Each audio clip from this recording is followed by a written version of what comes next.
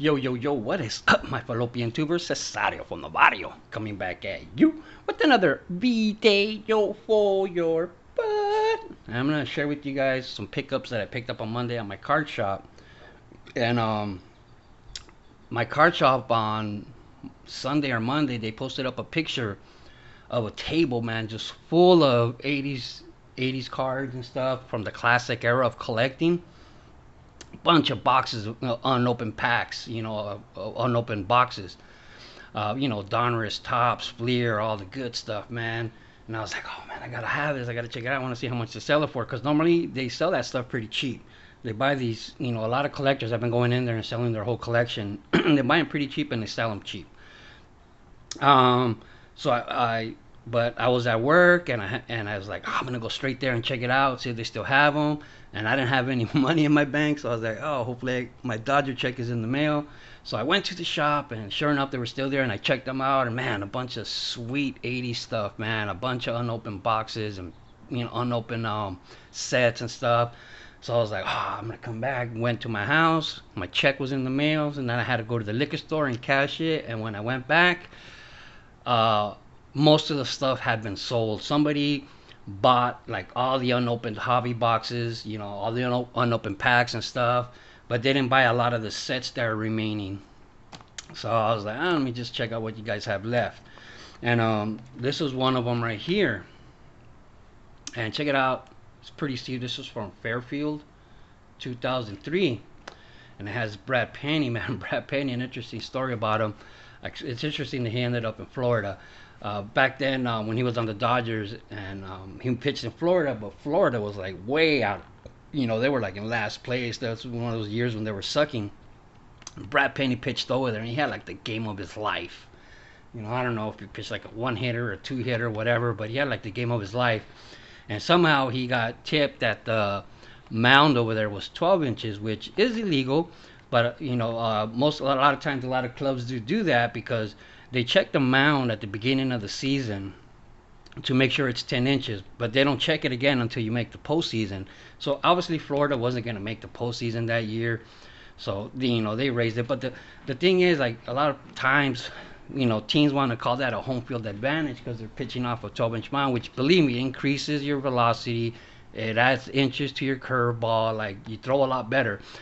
But so do the visiting pitchers. It's not like if only the home pitchers, get that advantage. The visitors pitchers get that advantage too. So Brad Penny had the game of his life, and he asked, my boss, like, hey, I need you guys to, can you guys put the mount to 12 inches? My boss like, no, we can't do that, and he's like kind of demanding that we put it at 12 inches.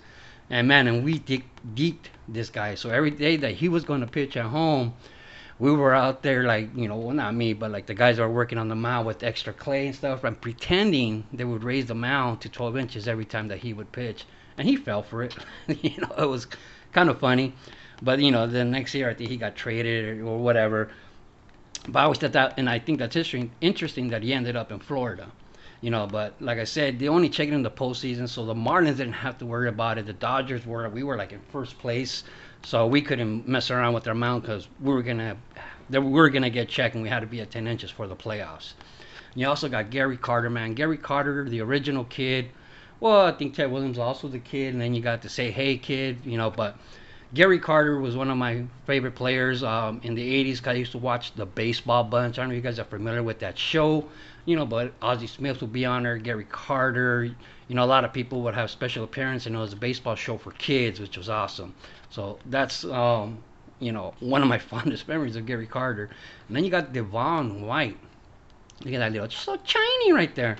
Now, Devon White, he was one of my favorite players because I was an Angels fan as a kid. The Dodgers were my favorite National League team, and the Angels, the California Angels at the time, were my favorite American League teams. We used to go to both games. We used to go to Dodger games and Angel games in Anaheim.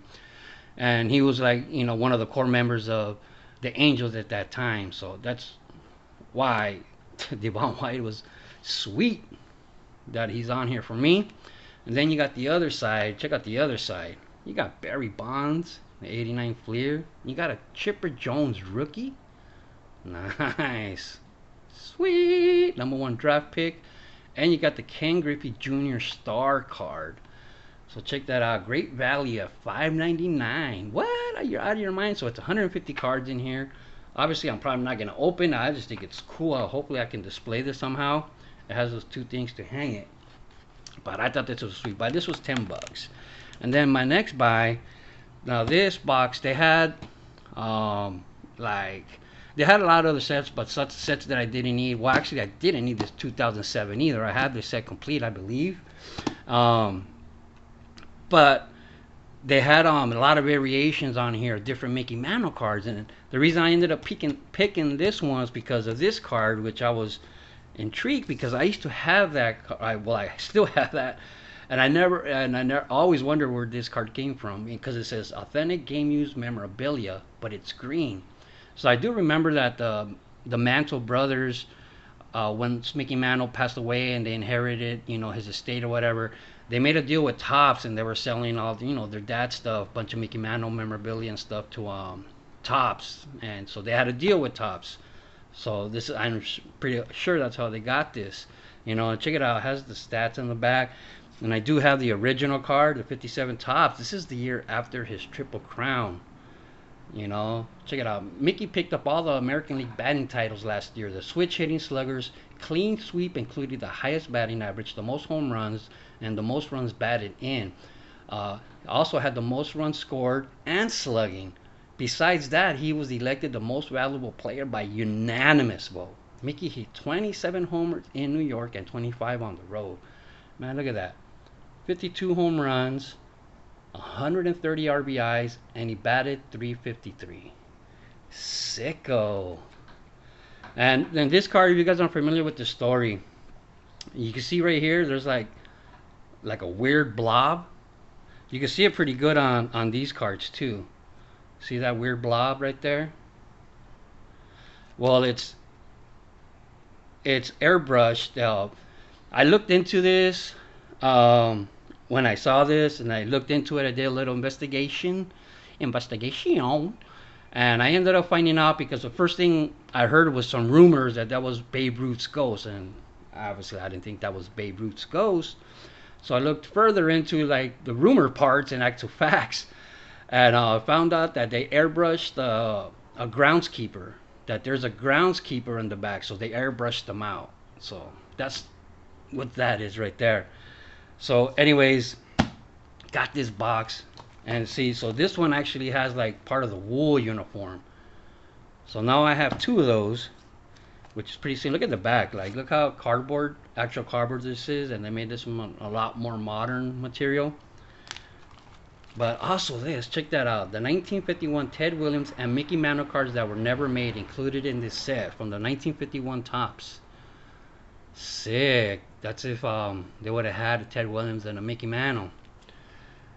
Man. So yeah, like I said, they had like 4 or 5 other variations, but I ended up picking this one. I mean, I wish I could have bought them all, but I couldn't. This was 50 bucks, and this is me buying a set that I didn't need. I have this set already, but I needed this in my life. So I don't know, man, if I go back and buy the other ones, they still have them available, but that's tough. 50 bucks is a lot of money to me, but well worth it for this. But anyways, guys, those are my pickups from last Monday, well, for the week, from my Dodger check that I got. And hope you enjoyed. Love the hobby, and just keep collecting baseball cards forever. I say ciao. Hi.